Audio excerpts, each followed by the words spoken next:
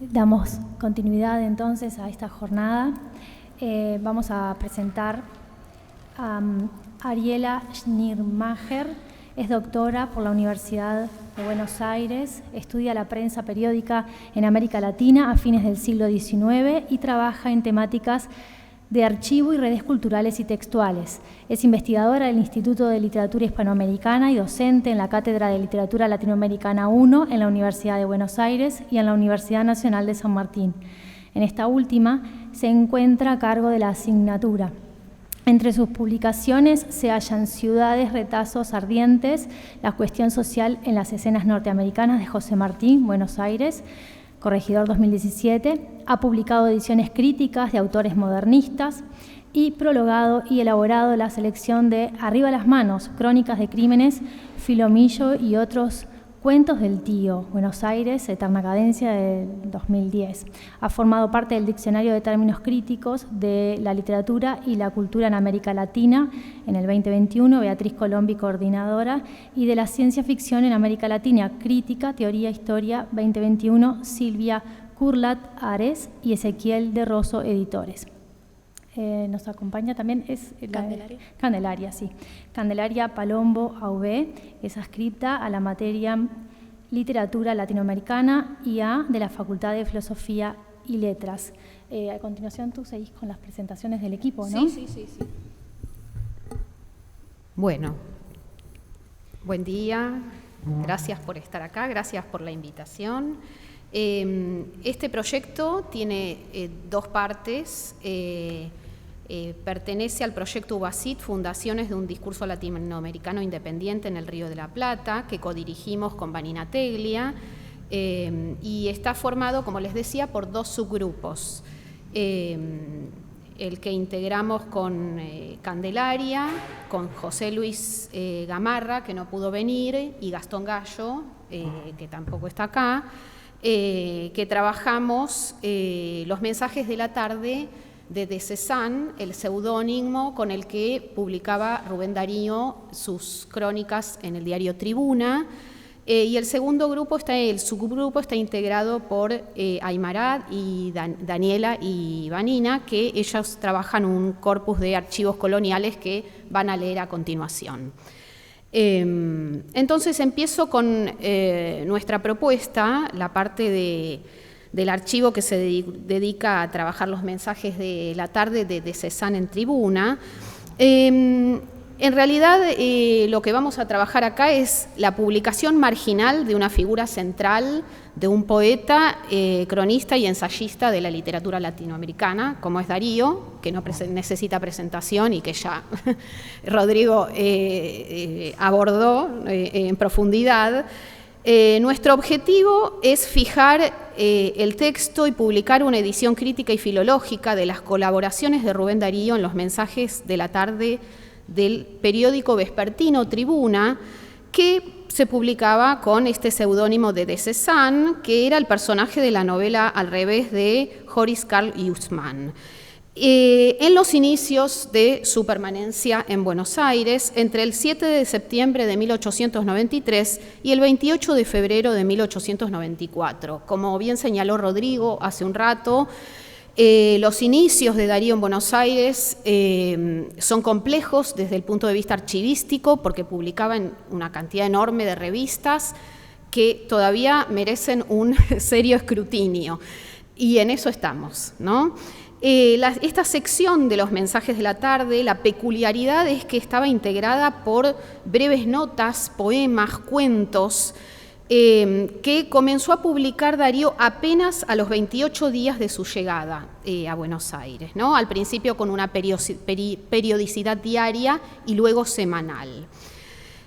Sabemos que durante su carrera Darío antologó sus libros de prosa mediante la reunión de publicaciones periodísticas previas, y fruto de esto armó libros, ¿no? No obstante, estos textos, los que nosotros estamos trabajando, no fueron recopilados por él en vida y pertenecen a lo que Miguel Dalmaroni denomina el archivo posible, es decir, obedecen a la decisión de la crítica de reunir un archivo conjeturado, pero aún no reunido, ni por el escritor ni por sus herederos. si bien estos textos fueron relevados por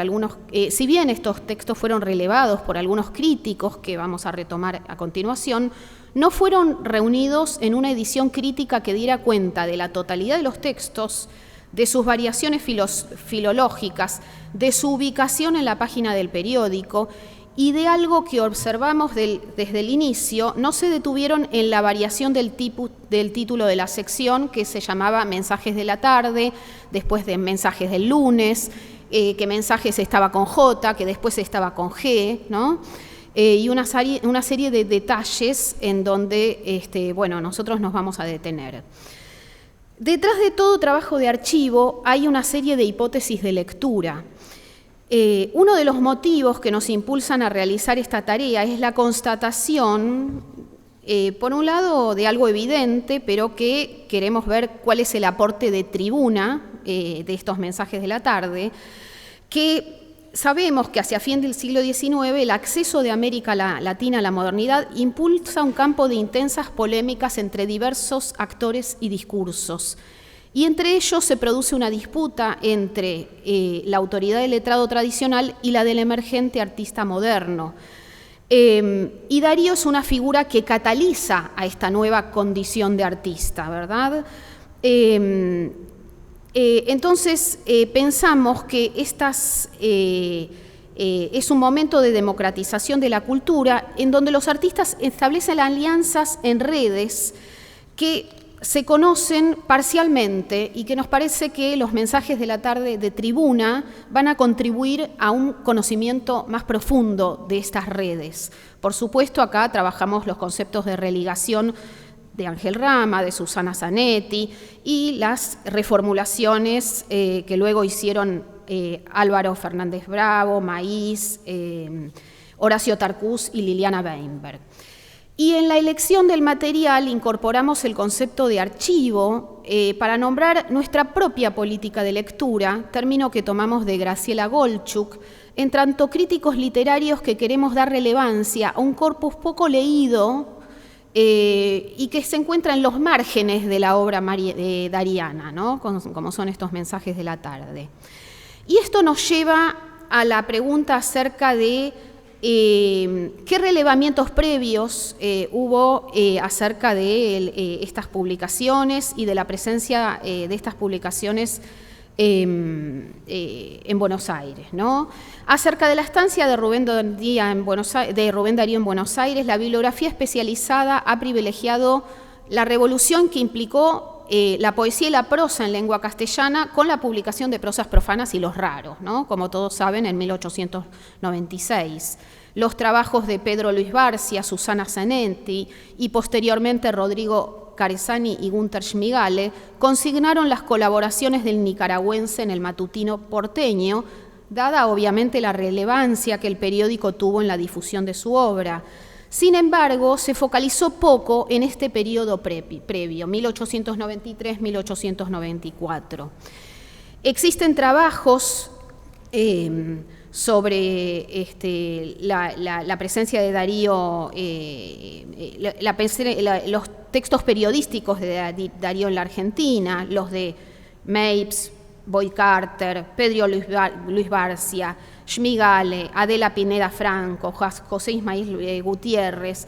De todas maneras, nosotros vamos a hacer hincapié en aquellos que están estrechamente vinculados a los Mensajes de la tarde. No obstante, por otro lado, pensamos que a poco que se empieza a escarbar en el archivo, surgen cuestiones inesperadas, ¿no? Ejemplifico. Nuestro propósito es conformar nuevos archivos de lectura para pensar los inicios de una poética y de una singularidad. Y el ejemplo que traigo es, a poco que empezamos a buscar los Mensajes de la tarde distribuidos en distintas hemerotecas de Buenos Aires y de La Plata, nos topamos con la revista Artes y Letras, dirigida por Celestino Pera, era un presbítero. Es una revista que circuló entre 1893 y 1894, y vimos las intervenciones de Darío ahí y las polémicas que la atravesaron, y esto surgió a raíz de una dedicatoria que apareció en un mensaje de la tarde de Darío en Tribuna, en un mensaje de la tarde que se llama Cátedra y Tribuna, dedicado a Celestino Pera. La búsqueda de quién era ese nombre propio que hallamos en esa dedicatoria de Cézanne nos llevó a José Luis Gamarra y a mí a indagar en la hemeroteca de la Biblioteca del Museo de Ciencias Naturales Florentino Ameguino de la Ciudad de La Plata en el pasado y caluroso febrero de este año. Es así como entonces podemos pensar que las religaciones entre actores del protocampo intelectual porteño comienzan a adquirir nitidez y singularidad en las pesquisas de publicaciones que se encuentran en los bordes del archivo dariano. Obviamente, Artes y Letras nos queda pendiente para el próximo UBACIT, pero es una pesquisa que merece atención. Los mensajes de la tarde fueron recopilados inicialmente en forma incompleta por Edwin Mapes en 1938 en el volumen Escritos Inéditos de Rubén Darío, y el subtítulo Recogidos de periódicos de Buenos Aires da cuenta de la multiplicidad de fuentes darianas que el hispanista recopiló. Estos provienen de La Nación, La Quincena, El Tiempo, El Sol y otras publicaciones. Y nos pusimos, lo que observamos es que Mapes distribuye los mensajes, o sea, las publicaciones de Darío que recopiló en 6 apartados que obedecen a un criterio genérico. Por ejemplo, uno lo titula Cuentos y Crónicas, otra sección se llama Poesías, otra novela, o al tipo de contenidos de los textos recabados. Por ejemplo, hay una sección que se llama Juicios Literarios y Artísticos. Nuestros textos ingresan en la primera sección titulada Mensajes de la tarde, título proveniente del nombre de la sección del diario. Ahora bien, en 1955 los textos de Mapes fueron trasladados al tomo 4 de las obras completas, titulado Cuentos y Novelas, de la editorial Afrodisio Aguado. Y en esta edición las mayores modificaciones se produjeron en la consideración genérica del material, sin realizar una confrontación con la publicación original en Tribuna. A diferencia de Mapes, la edición de Afrodisio Aguado distribuye los textos en 2 secciones. La mayoría se agrupa bajo el título Mensajes, perdiendo parte del título de la sección. Luego, otros se consignan bajo el título de Cuentos. Entonces, desde el criterio de clasificación, observamos que la cuestión genérica es un aspecto que la crítica ha señalado como una peculiaridad de estos textos, y esto después fue retomado por Susana Zanetti en una ponencia inédita, ¿no? Además, y esto fue fundamental para nuestro trabajo de archivo, la publicación fue trabajada por Federico Vivó en 2016 en su tesis doctoral Vida literaria, sociabilidad cultural e identidad letrada en la Argentina de fin de siglo en la Universidad Nacional de La Plata, con una perspectiva vinculada a la sociología de la cultura y al trabajo de archivo. El investigador estableció un índice de las publicaciones que fue el punto de inicio para nuestras pesquisas. Bien, entonces, ¿cómo trabajamos desde el archivo? ¿Qué clase de documentos estamos abordando? Bien. Voy yo. Buenas tardes, ¿cómo están? Entonces, bien, ya disponíamos de los nombres de cada texto publicado en el diario y contábamos con las fechas de publicación. La primera excursión a la Biblioteca Pública de la Universidad Nacional de La Plata, como dijimos, fue llevada a cabo por José Luis y Ariela, quienes fotografiaron no solo los textos darianos, sino las páginas completas en las que estos se encontraban. En ese proceso, hallaron un texto que no había sido relevado previamente. Se trata del titulado Al pasar. No obstante, y pese al hallazgo de un texto no registrado en el índice inicial, muchos de los mensajes de la tarde no figuraban en la Hemeroteca de La Plata. Por lo tanto, nuestros compañeros terminaron de armar el corpus con los textos que lograron recuperar en la Hemeroteca Mariano Moreno de la Biblioteca Nacional. La inmersión en el archivo nos permitió ajustar y corregir algunas fechas de otros mensajes. Fruto de este trabajo de campo, Gastón Gallo y yo efectuamos un índice para nuestro proyecto. Este supuso la descripción precisa y completa del material relevado. Incluimos la fecha de publicación del artículo, el día de la semana, el título principal, subtítulos, si los hubiera. Esto no es lo habitual, pero en algunos casos se incluyen poemas en el interior de los textos en prosa, y el nombre de la sección, ya que observamos que esta fue variando en función del día de la semana en que se publicaba, como bien dijo también Ariela. En todos los casos, mensajes aparece con G. Registramos la firma, siempre con el seudónimo de Cézanne, el número de edición, el año y el número de volumen del diario. Comenzamos a hacer transcripciones de los textos de Darío, de los que surgieron algunas dudas y cuestionamientos sobre lo que consideraríamos o no de los textos originales. En principio comenzamos transcribiendo la totalidad de los textos, incluyendo las tildes propias de la época, que en la ortografía moderna se considerarían un error, como la tilde sobre la A o sobre la O. Y este aspecto nos llevó a problematizar el tipo de lector al que apuntaríamos. Un lector curioso, interesado en la literatura latinoamericana y en la obra dariana, pero no necesariamente un especialista, o un lector investigador especializado en este autor. Retornando a la cuestión del recorrido por las hemerotecas, observamos que había algunos datos que no podíamos verificar en las fotos de nuestras compañeras, así que decidimos volver. En este punto resulta interesante retomar lo que dice Achille Mbembe en El poder del archivo, y cito: «La naturaleza material del archivo, por lo menos antes de la digitalización, significa que está inscrito en el universo de los sentidos, un universo táctil, porque el documento puede ser tocado, un universo visual, porque puede ser visto, un universo cognitivo, porque puede ser leído y decodificado. Es la prueba de que una vida verdaderamente existió, de que algo realmente sucedió, de algo de lo que se puede dar cuenta». Como bien indican Calvente y Calvente, quienes trabajan con el archivo además deben crear una cartografía a partir de los archivos encontrados. Cabe destacar que, a diferencia del proyecto que comentan estos autores, el nuestro pierde el aspecto visual. No lo analizamos en tanto superficie plástica y, de hecho, para cumplir nuestro objetivo, es preciso extraerlos del contexto material del cual forman parte. Sin embargo, a través de nuestra edición anotada buscamos restituir y operar sobre ese aspecto visual. Volviendo a la explicación acerca de los vaivenes en la elaboración del índice, tomamos la decisión de especificar el número de edición de los ejemplares a los que tuvimos acceso, ya que muchos correspondían a la segunda edición. Y consideramos pertinente incluir esta información, entre otras razones, porque al no tener acceso a la primera, no teníamos certezas de que no se hubiese producido ningún cambio entre ambas. Esto nos lleva a pensar en la cuestión de aquello que el archivo no puede recuperar. En The Hole in the Archive, Annie Ring retoma las palabras de Derrida sobre la incapacidad del archivo de abarcar todo.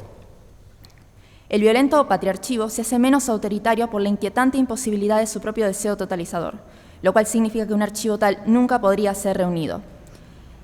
Entonces, la decisión que tomamos respecto a este tema es no ocultar ese vacío o ausencia de archivo. Por eso, justamente, marcamos exactamente el número de edición del cual extraemos el texto en cuestión.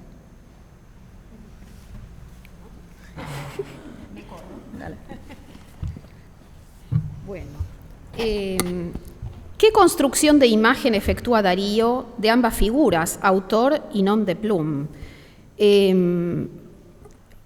Para responder a esta pregunta, acudimos a dos tipos de materiales que aparecen en el archivo, a dos tipos de sueltos. Los que se refieren a la llegada de Rubén Darío a Buenos Aires, por un lado, y los que aluden a de Cézanne, por el otro. Hemos observado que la construcción de imagen de Darío en el diario y el suelto en el que se anuncian el inicio de las colaboraciones de Cézanne en Tribuna coinciden en destacar la centralidad y novedad de su estilo, otro de los modos de definir la autoría. Se trata de un estilo que recorta al sujeto en su rol de poeta, ya sea en prosa o en verso, cuya singularidad radica en el trabajo sobre la palabra poética, como si fuera un escultor y un pintor. Este tipo de abordaje acerca a Rubén Darío y de Cézanne a las estéticas del parnasianismo y el decadentismo, que siendo escuelas en conflicto en Europa, en la caracterización de los escritos de estos dos nombres en el diario, se imbrican. Se trata entonces de una autoría en la que coinciden nombre propio y personaje ficcional. Valga el paréntesis, Valera ya dice que Rubén Darío es un nombre ficcional. Entonces, se trata entonces de una autoría en la que coinciden nombre propio y personaje ficcional en un régimen basado en una apertura hacia estímulos culturales externos en la innovación y la rareza. Quizás esta identificación de rasgos de uno y otro sea el motivo por el cual en Tribuna en ningún momento se devela el enigma acerca de la identidad de Cézanne, ya que operaba como un sobreentendido. En forma retrospectiva, Darío reconstruye en su autobiografía las condiciones de su ingreso al periódico y reconoce el peso de su director Mariano de Bedia, quien lo ayuda a sumarse al staff, aunque no realiza una identificación entre el nombre propio y el seudónimo. El tema del seudónimo es un aspecto en el que seguiremos ahondando, porque ya como verán, este es un trabajo en proceso, a través de un rastreo de las referencias a de Cézanne en los textos darianos y en la traducción y circulación de la obra de Huisman en América Latina. Los mensajes de la tarde y sus redes. ¿Qué otras cuestiones abren estos textos? ¿Con qué otros textos establecen redes? Por una cuestión de tiempo, vamos. ¿Cómo? No vamos a hacer un análisis exhaustivo de los trabajos en los que estuvimos realizando este tipo de lecturas. El texto que más sorprendió a nuestro equipo fue El Hierro, que está atravesado por las polémicas entre los arquitectos e ingenieros a fin del siglo XIX, cuestión que no vimos muy tratada en los textos críticos de la época.